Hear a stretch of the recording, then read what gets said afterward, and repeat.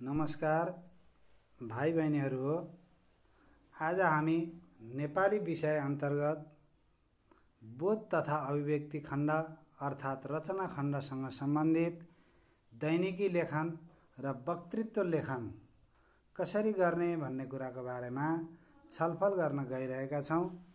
दैनिकी लेखन कसरी गर्न सकिन्छ त्यो कुरालाई र त्यसपछि हामी वक्तृत्व लेखन कसरी गर्न सकिन्छ भन्ने कुरालाई क्रमशः छलफल गर्नेछौँ।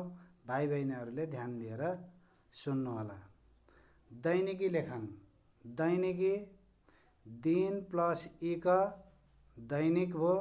दैनिक जोड ई प्रत्यय जोडेर दैनिकी शब्द बनेको हो र दैनिकी भन्नाले हाम्रो दिनचर्याका क्रममा बिहानदेखि बेलुकासम्म, बिहान हामी बिउजेदेखिको बेलुका सुत्नु अघिसम्मका सम्पूर्ण समयहरूलाई चर्चा परिचर्चा गर्नलाई के भनिन्छ?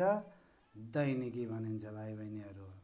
र त्यही हाम्रा जीवनसँग सम्बन्धित रमाइला नरमाइला, सुखका क्षण दुःखका क्षण आदि कुराहरूलाई समेटेर सिलसिलाबद्ध तरिकाले दिनभरिका कुराहरूलाई सूत्रात्मक रूपमा चर्चा परिचर्चा गर्नलाई के भनिन्छ?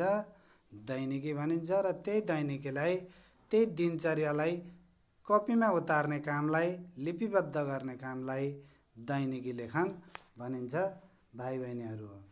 र हामी अब दैनिकी लेख्दा दैनिकी केलाई भनिन्छ भन्ने कुराको एउटा परिभाषातिर ध्यान दियौँ।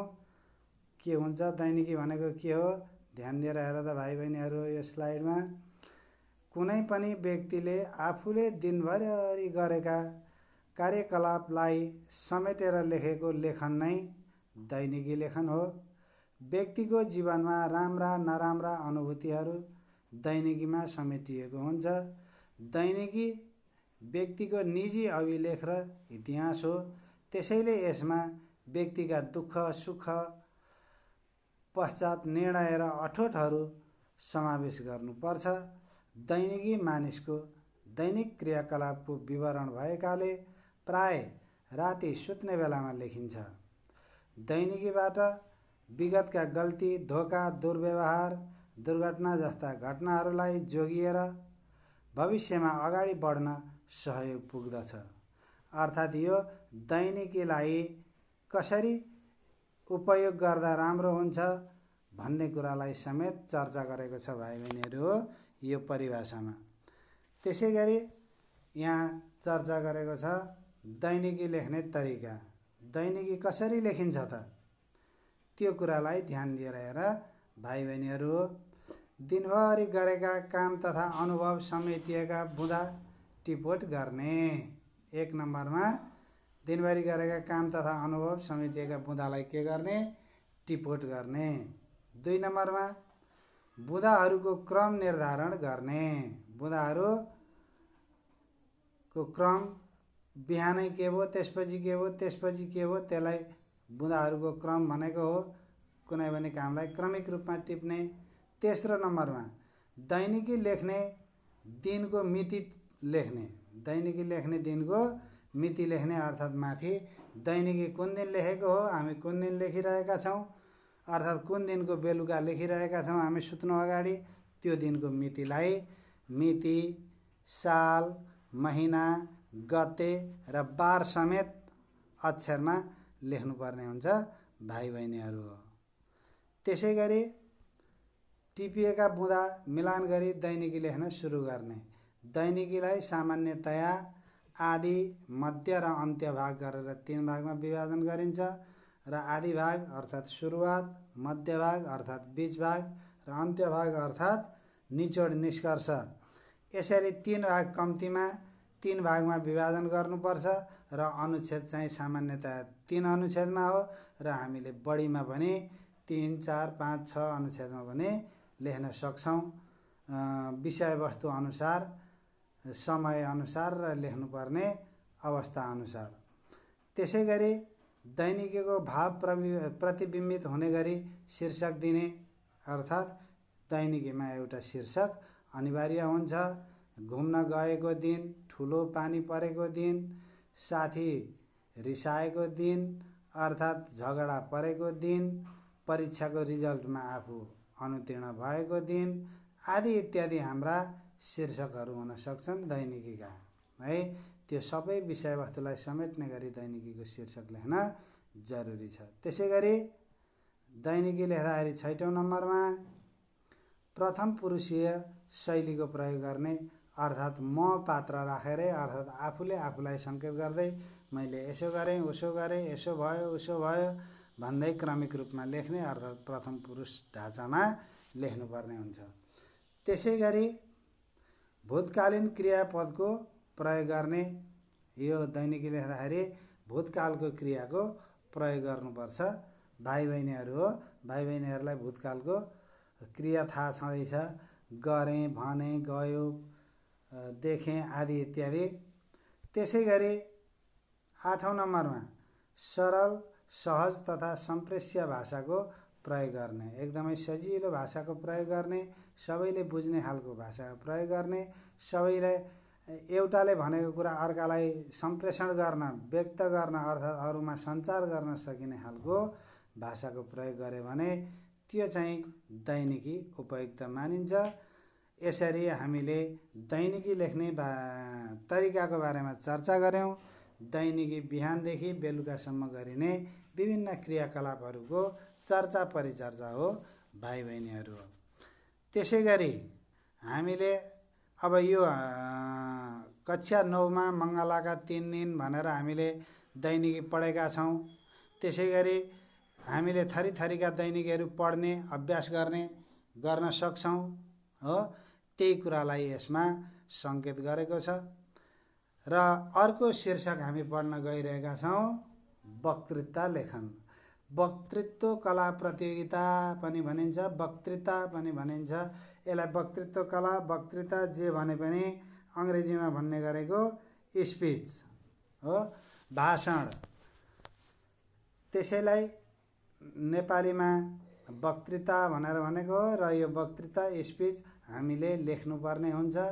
र यसरी लेख्दाखेरि परीक्षामा हामीलाई सोध्छ, 9 मिनट समयभित्र हामीले लेख्नुपर्ने हुन्छ, 5 नम्बरको लागि सोधेको हुन्छ। र त्यो कुरालाई मध्यनजर गर्दै हामीले वक्तृता पनि, दैनिकीलाई पनि त्यही 9 मिनट समय हो, 5 अङ्कको लागि, वक्तृताको पनि त्यही हो भाइ बहिनीहरू। त्यसपछि यसको वक्तृता भनेको के हो भन्ने कुरालाई एकपटक यसको परिभाषालाई हेरौँ है त। कुनै विषय वा शीर्षकमा केन्द्रित भएर आफ्ना विचारहरू, सत्य तथ्य विषयहरूलाई तार्किक र विश्लेषणात्मक शैली तथा लिखित भाषामा प्रस्तुत गर्नुलाई वक्तृता लेखन भनिन्छ। यसमा आफ्ना विचार, तथ्य, तथ्याङ्क, तर्क आदिलाई सिलसिला मिलाएर प्रस्तुत गर्नुपर्दछ। तोकिएको समयभित्र आफ्ना विचारहरू प्रस्तुत गर्न सक्ने गरी वक्तृता लेख्नु पर्दछ। यसरी यहाँ चाहिँ हामीलाई वक्तृताको लागि कुनै शीर्षक तोकिदिएको हुन्छ भाइ बहिनीहरू हो। र त्यो तोकिएको शीर्षकसँग सम्बन्धित भएर हामीले आफ्ना तर्कहरू, आफ्ना वितर्कहरू, आफ्ना भनाइहरू, आफ्ना त्यस कुरासँग सम्बन्धित तथ्य प्रमाणहरू पेश गर्दै अगाडि जानुपर्छ। यसमा बोलीको स्पष्टता, हाउभाउ, बोल्ने शैली आदि इत्यादिलाई, समय आदिलाई ध्यान दिँदै विद्यार्थीले अर्थात् व्यक्तिले कस्तो बोलिरहेको छ, कस्तो उसले प्रतिक्रिया गरिरहेको छ, त्यो आधारमा अङ्क दिइने भएको हुनाले अर्थात् लेखाइका क्रममा चाहिँ त्यसमा भाषा शैली, सिलसिलाबद्ध तर्क, शब्दहरूको सही छनौट आदिलाई आधार मानेर के गरिन्छ, अङ्क प्रदान गर्ने गरिन्छ। तसर्थ हामीले यसलाई अर्थात् वक्तृतालाई त्यही विषयसँग केन्द्रित भएर जति सक्दो तथ्यपरक तरिकाले प्रस्तुत गर्न सक्यो उति नै बढी अङ्क आउन सक्छ। यसमा पनि यो वक्तृता लेख्नलाई केमा ध्यान दिनुपर्छ भन्ने कुरालाई यहाँ म भाइ बहिनीहरूलाई बताउन गइरहेको छु। 1 नम्बरमा वक्तृताका लागि उपयुक्त शीर्षक चयन गर्ने। शीर्षक अनिवार्य रूपमा दिनुपर्छ है। वक्तृताका लागि शीर्षक नारी शिक्षाको महत्त्व, छोरीलाई अंश, विद्यार्थी जीवनमा अनुशासनको महत्त्व हो आदि इत्यादि वक्तृताको शीर्षक हुन सक्छ। शीर्षक अनुसार बुँदाहरू टिपोट गर्ने हो। सिलसिलाबद्ध तरिकाले क्रमिक रूपमा बुँदाहरू टिपोट गर्ने, टिप्ने, बुँदाहरूको क्रम निर्धारण गर्ने, 1 2 3 4 5 6 7 8 गर्दै बुँदाहरूको क्रम निर्धारण गर्दै जाने। अर्थात् के बोल्ने हो ती कुराहरूको पहिले कुन कुरा बोल्दा उपयुक्त हुन्छ, त्यसपछि कुन कुरा बोल्दा उपयुक्त हुन्छ, त्यो आधारमा के गर्नुपर्ने हुन्छ, बुँदाहरूको क्रम निर्धारण गर्दै जाने। औपचारिक रूपमा सभापति, प्रमुख अतिथि, निर्णायक मण्डल, गुरुहरू तथा उपस्थित सबैलाई सम्बोधन गरी लेख्न सुरु गर्ने भनेको शीर्षकभन्दा पछाडि शीर्षक दिइसकेपछि हामीले औपचारिक रूपमा के गर्न जरुरी छ, सम्बोधन गर्न जरुरी छ। सबैभन्दा पहिले सभापतिलाई हो, सभापतिज्यू, प्रमुख अतिथिज्यू, निर्णायक मण्डल, गुरुवर्ग, सहपाठी मित्रहरू, उपस्थित सम्पूर्ण महानुभावहरू हो, आगन्तुक महानुभावहरू आदि गरेर हामीले सम्बोधन गर्छौँ। त्यही सम्बोधनलाई भन्न खोजेको हो 4 नम्बरमा। त्यसैगरी 5औं नम्बरमा टिपिएका बुँदाहरूको क्रमिक व्याख्या गर्ने र विषयान्तर तथा विषयवस्तुको आवृत्ति हुन नदिने। कुनै पनि कुरालाई यो भनेको चाहिँ के हो भनेदेखि विषयान्तर बोल्नु परेको छ, एउटा कुरो एउटा शीर्षकमा बोल्नु परेको छ, अरू कुराको चर्चा परिचर्चा गर्यो भने त्यो विषयान्तर भयो हो। हामी नारी शिक्षाको महत्त्वको बारेमा बोल्दैछौँ, हामीले बोल्दा बोल्दै नारीले यसो गरे उसो गरे भनेर कमजोरीहरू चर्चा गर्न थाल्यौँ भनेदेखि अर्थात् पुरुषका कुराहरूलाई बढी जोड दिन थाल्यौँ भनेदेखि अर्थात् अन्य राजनीतिक कुरा त्यहाँ सुरु गऱ्यौँ भनेदेखि त्यो विषयान्तर भयो भनेदेखि विषयवस्तुको आवृत्ति भनेको चाहिँ एउटै कुरा दोहोऱ्याइरहने समस्या है। कतिजनाको त्यो समस्या हुन्छ, एउटै कुरालाई दोहोऱ्याइरहने, पहिले एकछिन अगाडि भनेको कुरो एकछिनपछि फेरि त्यही कुरालाई जानिदो पाराले नजानिदो पाराले दोहोऱ्याइरहने। यस्तो नहोस् भन्नका निम्ति ती बुँदाहरूलाई क्रमिक रूपमा व्याख्या गर्दै जाने। एउटा बुँदापछि अर्को बुँदालाई चर्चा परिचर्चा गर्दै गएपछि के हुन्छ भाइ बहिनीहरू हो, त्यहाँ विषयान्तर हुने र आवृत्ति हुने डर अर्थात् दोहोरिने डर रहँदैन।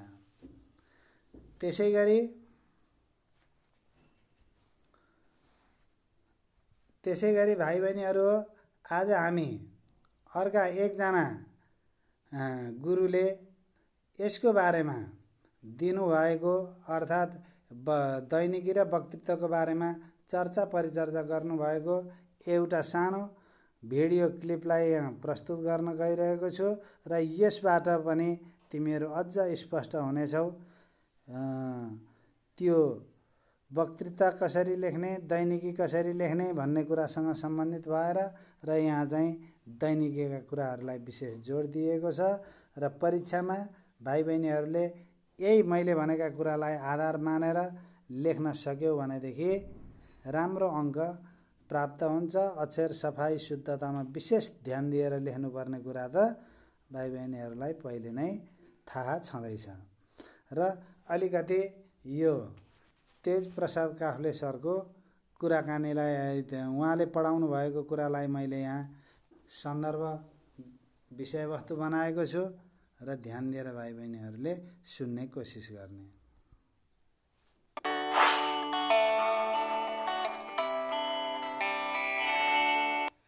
स्वागत गर्न चाहन्छु म तेज प्रसाद काफ्ले आजको नयाँ श्रृङ्खलामा।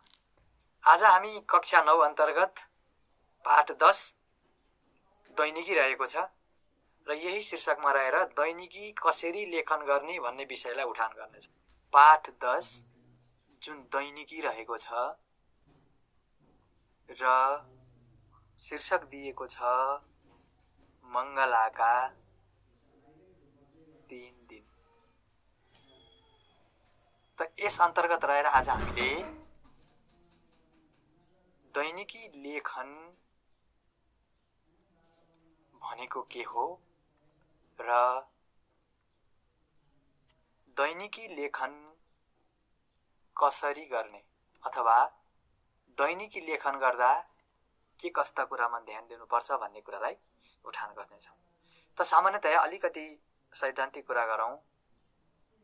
दैनिकी भनेको हामीले अथवा व्यक्ति आफूले आफ्नो जीवनमा घटेका घटनाहरूलाई सिलसिलाबद्ध तरिकाले लेख्ने एउटा प्रक्रिया अथवा तरिका दैनिकी लेखन हो।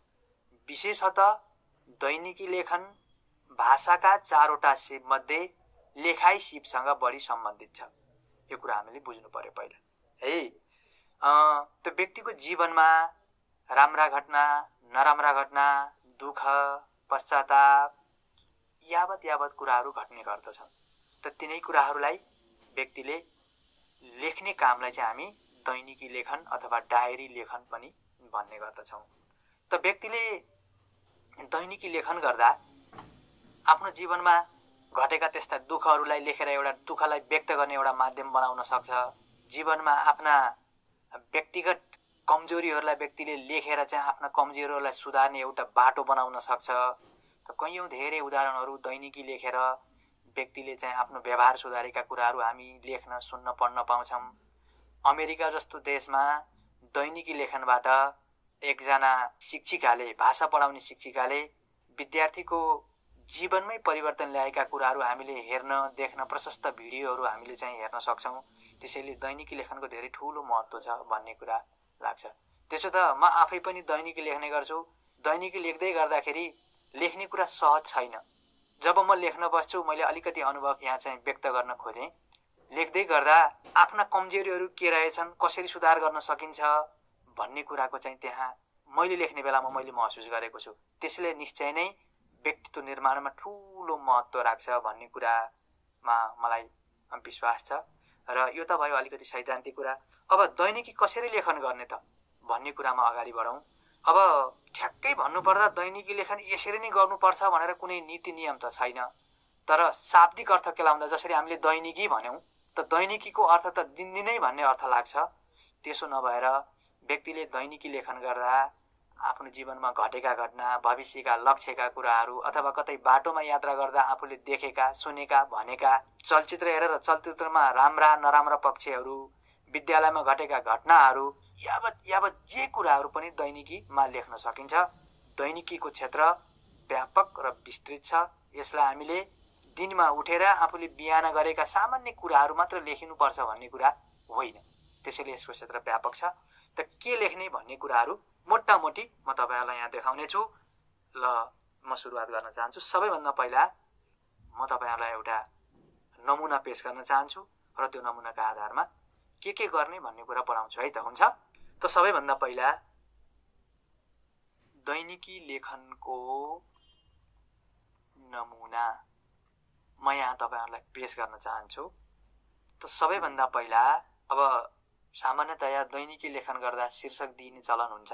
त सबैभन्दा पहिला आफूले लेख्ने विषयवस्तुको चाहिँ उपयुक्त शीर्षक दिन राम्रो हुन्छ। म देखाउन चाहन्छु तपाईँहरूलाई। त शीर्षक रहेको छ यसको हाम्रो जीवनको अविस्मरणीय क्षण। मैले यो शीर्षक दिएर दैनिकी लेख्न खोजिरहेको छु। त्यसैले दैनिकी लेखनको पहिलो विषय अथवा लेख्ने ध्यान दिनुपर्ने कुरा शीर्षक हुँदो रहेछ। यो कुरा विचार गरिहालौँ। त्यसो त परीक्षाको दृष्टिकोणले तपाईँहरूलाई निश्चित शीर्षक दिइ नै हाल्छ। यसको यो विषयमा धेरै टाउको दुखाइ आवश्यक नै छैन।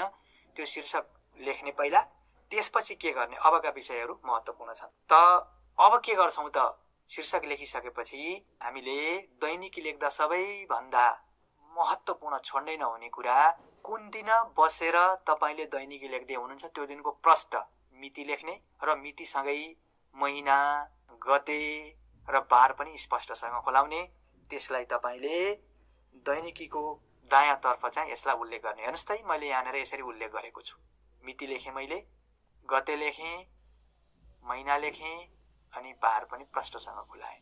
अब यसपछि सामान्यतया अब शीर्षकले दैनिकी भने अनुसार अब कति अनुच्छेद बनाउने भन्ने कुरामा पनि अब यो व्यक्तिमा भर पर्ने कुरा हो। दैनिकीलाई जति पनि लेख्न सकिन्छ, यति नै लेख्नुपर्छ भन्ने नियम त खासै छैन। तर सामान्यतया दिनको लेख्ने नै हो। दिनको लेख्दाखेरि तपाईँले यसलाई 3 अनुच्छेद बनाएर बाँड्नु भयो भने सजिलो हुन्छ। जस्तो मानिलिनुहोस् बिहानको, दिउँसोको अनि बेलुकाको यो समयमा घटेका विभिन्न घटनाहरूलाई लिएर तपाईँले पहिलो अनुच्छेद, दोस्रो अनुच्छेद र तेस्रो अनुच्छेद बनाउँदा राम्रो हुन्छ। अब हाम्रो चाहिँ विषयवस्तु सुरुवात हुन्छ। ल हेर्नुहोस् है त, मैले पहिलो अनुच्छेद सुरुवात गर्न चाहन्छु। यसपछि ल हेर्नुहोस् त यसलाई हामीले पहिलो अनुच्छेद मानौँ है त। पहिलो अनुच्छेद त कुनै अविस्मरणीय घटनाको सुरुवात कसरी गरिएको छ भन्ने कुराको यो एउटा झलक हो। यो पढ्नु होला, यसलाई हेर्नु होला है। मैले यसरी सुरुवात गरेको छु। सुरुमा एउटा भनाइ राखेर भनिन्छ हरेक मान्छे परिस्थितिको दास हो। कक्षा 10 मा पढ्ने बेला नेपाली विषय पढाउने गुरुले भनेको यो वाक्य मेरो मनमा कालजै बनेर रहेको छ। यो विषय मलाई छोयो, त्यसपछि मैले यसरी सुरुवात गरेँ है। अब एवं रीतले अब हामी जसरी मैले अघि सुरुमै भने नि, बिहानी समय, बेलुका समय र साँझको समय, हामीले जसरी 3वटा समयलाई चाहिँ छुट्टा छुट्टै विभाजन गरेँ, सामान्यतः एउटा लेख्ने तरिका हो है। यसपछि अब हामी कसरी सुरुवात गर्ने त अब म दोस्रो अनुच्छेदमा प्रवेश गर्छु है। त यी विचारहरूलाई अब हामीले यसलाई दोस्रो अनुच्छेद मान्न सकियो। अब मैले यो अनुच्छेदमा म यात्राको सन्दर्भमा छु कतै, त्यो यात्राको सन्दर्भमा मसँग कुनै साथीहरू भेट भएका छन्, उनीहरूसँग मेरो गफ भएको छ, कुराकानी भएको छ। त्यो कुराकानीको सन्दर्भमा मलाई कुन कुराले छोयो र मैले के महसुस गरेँ, त्यो विचारहरू यहाँ लेख्ने प्रयास गरेको छु। यसलाई मैले दोस्रो अनुच्छेद बनाउने प्रयास गरेको छु है त। त एवं रीतले अब हामी निष्कर्षतिर आउँछौँ र अन्तिम पाठको रूपमा अब हाम्रो त्यो समय सिद्धिने अन्तिम क्रममा छौँ। त यसलाई हामीले तेस्रो अनुच्छेद मान्यौँ र हाम्रो भनाइ यसरी टुङ्गिएको छ यहाँनिर है त। यसरी मोटामोटी दैनिकी लेखन गर्ने गरिन्छ। दैनिकी लेखनमा विशेषतः तपाईहरूलाई परीक्षाको दृष्टिकोणले कुनै एउटा निश्चित शीर्षक दिइन्छ। त्यो शीर्षकमा रहेर आफ्नो जीवनमा नघटेका घटना पनि हुन सक्छन्।